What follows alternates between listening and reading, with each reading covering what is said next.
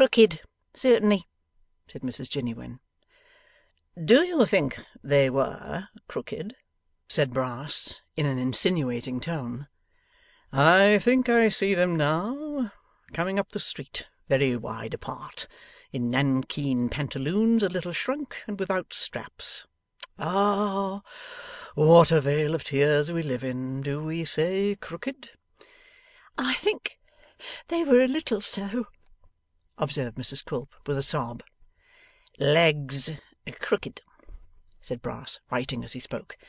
'Large head, short body, legs crooked.' 'Very crooked,' suggested Mrs Jiniwin.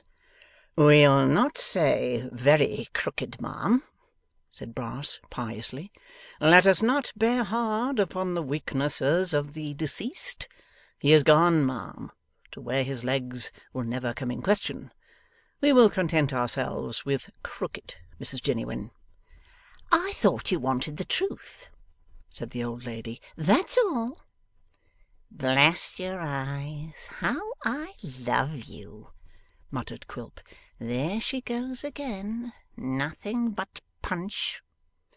'This is an occupation,' said the lawyer, laying down his pen and emptying his glass, 'which seems to bring him before my eyes like the ghost of Hamlet's father, and the very clothes that he wore on work-a-days. His coat, his waistcoat, his shoes and stockings, his trousers, his hat, his wit and humour, his pathos and his umbrella, all come before me like visions of my youth. His linen,' said Mr Brass, smiling fondly at the wall, 'his linen, which was always of a particular colour, for such was his whim and fancy. How plain I see his linen now!' 'You had better go on, sir,' said Mrs Jiniwin impatiently. 'True, ma'am, true,' cried Mr Brass. 'Our faculties must not freeze with grief. I'll trouble you for a little more of that, ma'am. A question now arises with relation to his nose.' 'Flat,' said Mrs Jiniwin. 'Aquiline,' cried Quilp, thrusting in his head and striking the feature with his fist. 'Aquiline, you hag! Do you see it? Do you call this flat? Do you? Eh?' 'Oh, capital, capital!' shouted Brass from the mere force of habit. 'Excellent!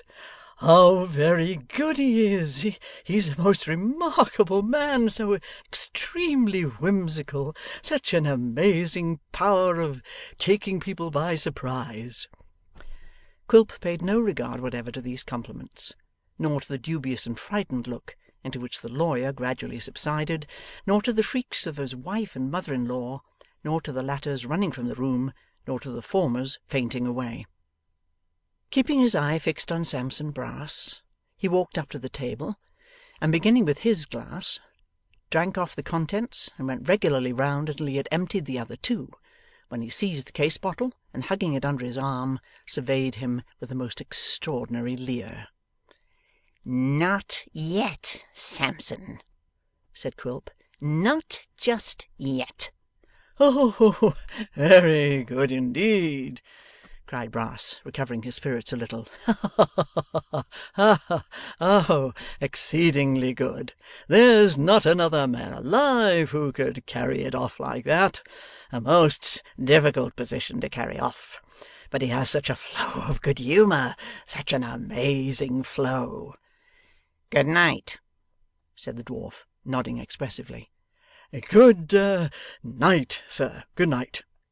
cried the lawyer, retreating backwards towards the door. 'This is a joyful occasion indeed, extremely joyful. Ha ha ha ha! Oh, very rich indeed, remarkably so!' Waiting until Mr Brass's ejaculations died away in the distance, for he continued to pour them out all the way downstairs, Quilp advanced towards the two men, who yet lingered in a kind of stupid amazement. 'Have you been dragging the river all day, gentlemen?'